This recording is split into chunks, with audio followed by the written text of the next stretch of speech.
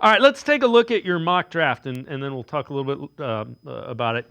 You have some trades. So you have the Browns trading picks, 33 and 254 to get into the bottom of the first round with the Eagles at 32. Then you have the Browns trading 179, 200, and a seventh round pick in 27 to get 139 from the Vikings, and then 139 and 192 to get 144 and 171 from the Patriots. So after we do all the maneuvering and trading, you end up with Travis Hunter at number 2, Hampton at 32.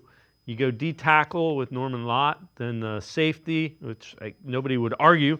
Then you get a William and Mary offensive tackle, and then another wide receiver, an edge rusher, and a tight end.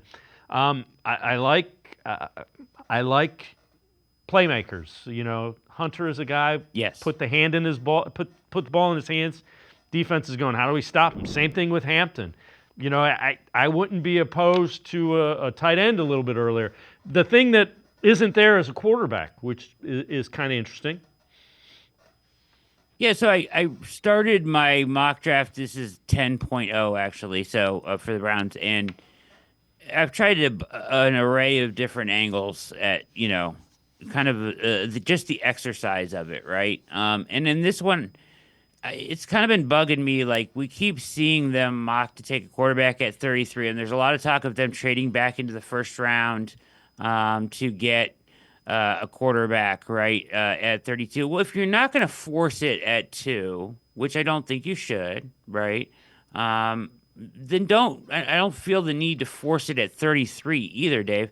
Especially, I mean, that's a first-round pick, basically. Yep. That should be a 2-contract starter. Yep. And if you're not, like, it doesn't feel like they're worried about getting the guy this year. And it does feel like they're very much focused on like the next 2 seasons, especially next year, what's going to be available as far as quarterbacks that come out in the draft.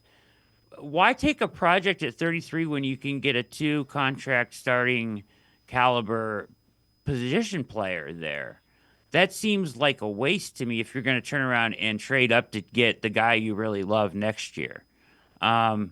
So I went no quarterback in this draft. There's a couple guys I like that I think are worth maybe a swing later in the draft. I like Jalen Milroe, but he is.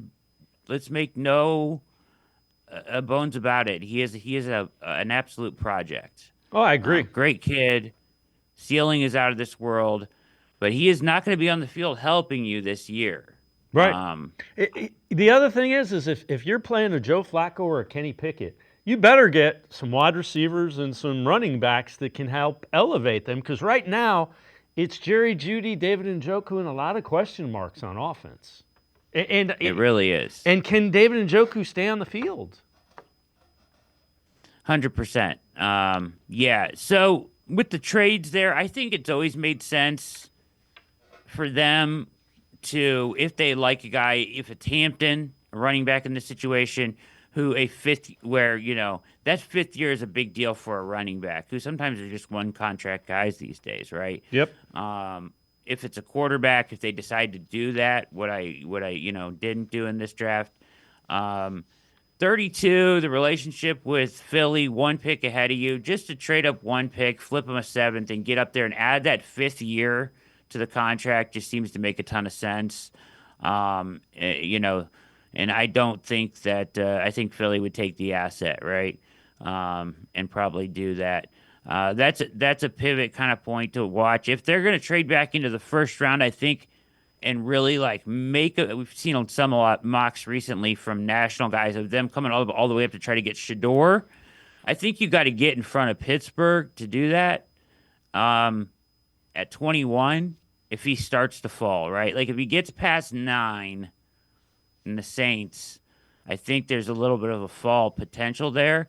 But I think if you're going to go up, you got to get past Pittsburgh, and that's going to be a little bit expensive. So something to watch in the trade there. The other ones are that the other trades I had in this one is I'm trying to fill the space between 104 and 171. Yep. It's like the entire 5th round they go without a pick.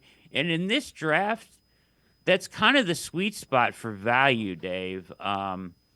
that's kind of where like your tweener guys that size, height, whatever, but can do what you want them to do, that you really love, some sleepers that you really want to get to. That's kind of where I see them getting gobbled up in that area. Those really late picks, not as valuable to me. So maneuvering in a way to get back into that fifth round where they were before, or at least lessen the gap between 104 and 171. That's a long time to not make a pick.